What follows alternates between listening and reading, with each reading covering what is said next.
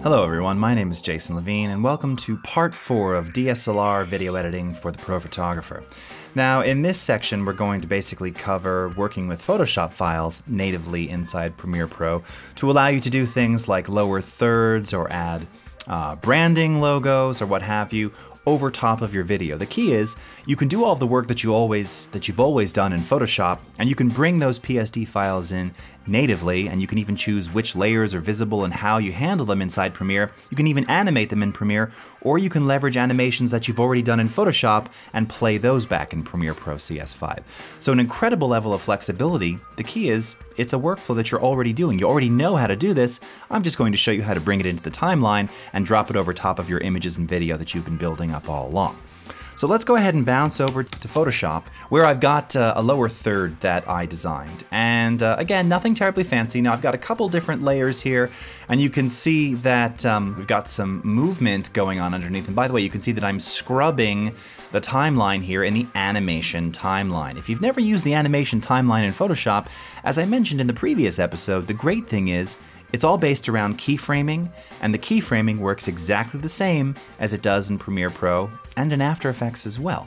So if you can do it here, you can do it there. You already know what to do. Now, by looking at this, the first thing that I really wanted to do is I wanted to actually fly my text in from the side and then kind of fly off the screen. Now, there's a number of different ways that you can do this, and in a later episode, I'll actually show you how you can finesse this Photoshop file in After Effects to do some really cool text animations. But for just basic fly in from the left and then fly out again, you can do all of it here, and Premiere Pro will be able to read that information and display it. So let's do that. So remember, of course, the basic process is you just need to set that first keyframe. It'll do all the work for you. So the finished position, I want the ending position of my text to be here. And let's say right around 20 frames. That's just under a second.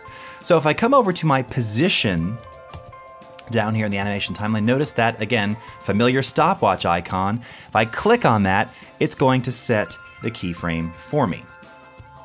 So I'll reposition my playback cursor and grab my text holding down the shift key and just drag it off screen. And now I'm going to slide that keyframe over because we know we want it to be right at the start. Notice there's some opacity on there. And now if I hit the space bar, it's going to cache those frames and play back for me. Now you can get an idea of what that looks like. Really simple, really easy. And remember, we only had to create that first keyframe. After we moved the text layer, it generated that second keyframe at the beginning for us automatically, just as it did in Premiere Pro in the last episode. So now that we've got this, if we like the way it looks, again, we can make any changes to this at any point in time that we want. I'm going to go ahead and save this. And let's go ahead and close it while we're at it as well. Let's close that. And let's bounce over to Premiere. And let's go ahead and import that file. Now remember, we can file import, or in fact, I think I've got it here in the media browser. There it is, lower third. Double click on lower third PSD. And you'll see that you're greeted with this very cool dialog, which basically asks you, how do you want to handle the import of this Photoshop file? There's lots of layers here. Do you want to bring everything as merged? So merging all the layers together. If you turn on merged layers, this is going to allow you to first select the layers you want and then merge them together. You can bring them in as individual layers or as a sequence, which would basically allow you to animate each individual layer independently. But we've already got animation on there. I don't need to see all the individual layers. I just want the Photoshop file. So I'm going to choose Merge All. Now remember, if you choose Merged, now we can turn on or off the ones we want, but it's going to bring it in as effectively what appears as a flattened Photoshop file. But it's never actually flattened. Stay tuned, you'll see why. Okay, so Merge All Layers, click OK. I've already got the layers on that I need, right? So now it's actually in the source monitor. Remember, we haven't brought it into the project yet. So if I click play, you'll see that it'll start playing this back, and lo and behold, there is our Photoshop animation. Now sometimes this can be a little sluggish. You can see that as you start to scrub it around, it's going to cache those frames. It's going to be a lot smoother. So now again, we can hit play, wind back, there we go. Now it's real time. Okay, so if we like it, again, we can take this, click it, drag it down into our project panel, there it is, and now we can decide where do we want to place this inside our sequence. So let's say we want it right at the top. Again, I can scroll up here, take my lower third Photoshop animation, place it where we want it to go, maybe right about there, okay? wind back. Oh, and you can see it's the wrong size because it was actually designed for a 1920 1080 video. So once again, I can right-click, scale to frame size, boom. Now it automatically fits the right frame size. Wind it back. Let's play this a little bit. Fades up. And there's our Photoshop file, okay? Now, looks pretty good. Now, it's kind of, the opacity is at 100%. I don't quite like that so much. So I can choose my Photoshop file. I can come into Effects Controls, and I can say, let's drop the opacity down to around, say, yeah, just around 87, so that you see the background bleeding through. It just looks a little bit better. We can kind of scrub through this, because again, this is animating, so it might look a little bit different.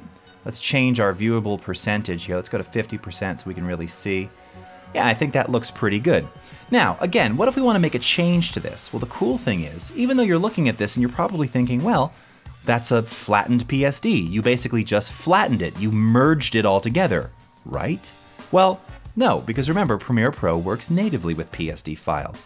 So even if you bring it in as merged with all the layers merged together, if I simply right-click on this PSD and choose Edit Original, it will launch Photoshop if it's not already running. It will bring us into Photoshop, and now, I can move this over here, now we can see, oh, here we are, here's everything. Now, let's say I wasn't crazy about the overall color scheme on this. Well, I think on this layer 5, if I double-click this, I think I've got some gradient overlay, and I do.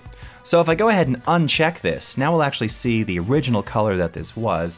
Go ahead and click OK, and let's say that I just want to make that particular change, that one particular change. All right, let's close it, save the change, all right, click back to Premiere Pro, change is applied. It's that simple.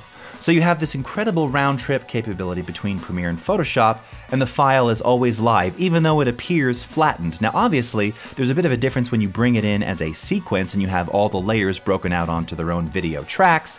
And remember, video tracks are basically just like layers in a Photoshop file, right? So they're not all necessarily tied together in a single Photoshop file, but video track 1, 2, 3, 4 will house different videos, different images, different text layers, different Photoshop files. Whatever it is, right?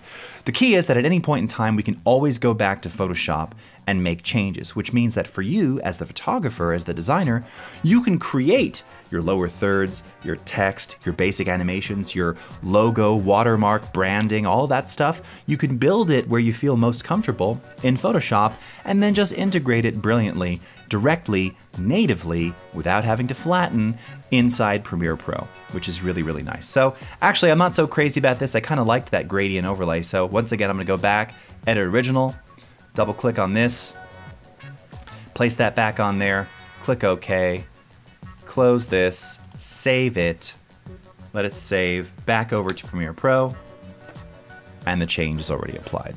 Now there's one more method that you can use for creating text, and you can of course use the native Premiere Pro titler. Now, oftentimes I wouldn't show that to the faint at heart because it is a little bit daunting, but I want to point it out here. If you go up to File, New, Title, once again, it's going to choose the attributes of your title document based on the size and attributes of your sequence. So that's already done for you. And you can give it a name, and we can just call this, let's call this one India. We'll just make a title that is going to list the names of the locales. Maybe we'll just pop up a little title every time I change destinations. So click OK on there. This window is not exactly sized appropriately for the screen resolution that I'm in, so I can shrink this down a bit. And we can wind back here. The other thing is that this is totally live, so if you want to see what this is going to look like over a series of different images, you can do that like so. So maybe this is a good one because it's a bit brighter. All right, so we'll leave that there. Leave this here. Okay, and now basically it works pretty much like the way you'd assume. You can click on the text tool. You can either draw a text box or you can simply click. And then once you've done that, you can choose your font. You'll see you have a nice little preview right there. So I could do something like Century Gothic, maybe make this around 55. The font size, let's have it center justified here. And again, because we're on a white background or a light background, we probably want to add a drop shadow. I know some of you are afraid right now. It's okay, I'll try and make it as tasteful as I can. And again, we can just click here. Or maybe we'll actually want it down here. That's fine, we'll move it later. And we'll just call this, say, New Delhi, India. Okay?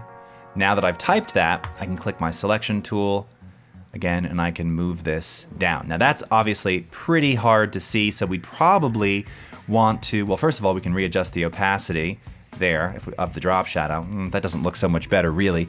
So we could also add in Photoshop just a little gradient or just a little sort of color bar, a little black color bar with opacity of 50%, just so that that text pops out real nicely. But once we've done that, just to kind of show you, I can close this.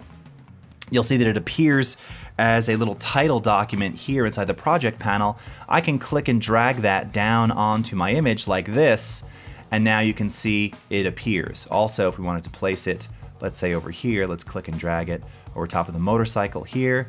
There it is right there. And remember, all of your standard effects and filters apply. So if I wanted to say fade that up as we did before, let's move my interface here again. Let's go ahead and cross dissolve it at the top and the tail, wind back, play. Now you'll see fades up nicely, fades back down, motion continues, okay? So 2 different ways to use titles and text in Premiere Pro CS5 for your video and images. You can create it all in Photoshop and bring it in even if you've got animation. Remember that you can still animate the Photoshop files in Premiere Pro as well, or you can use the Premiere Pro titler to do it however you feel most comfortable. The key is you've got options. You always have options in CS5. That's really what it's all about. All right, my friends, so that's it for this episode. Stay tuned for the next one where we're actually going to show you how to get all of this stuff out. Now that we've finished, now that we're pretty much done, how do we export? That's episode 5. We'll see you next time.